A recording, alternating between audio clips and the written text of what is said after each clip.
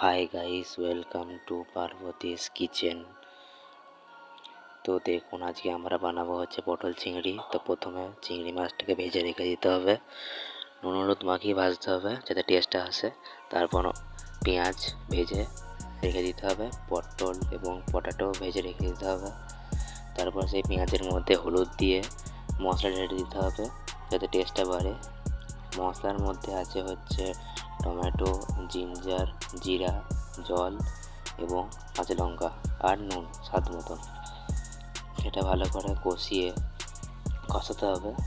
এখানে দেখুন পটলটা রাখা আছে, এর মধ্যে আমি আলু দিয়ে দিলাম। এরপর স্বাদ মতন লবণ এবং পটল দিয়ে দিতে হবে।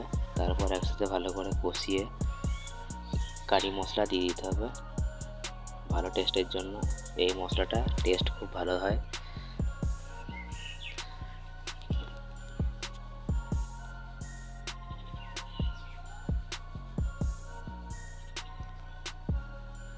এরপর জল দিতে হবে গ্রেভির জন্য।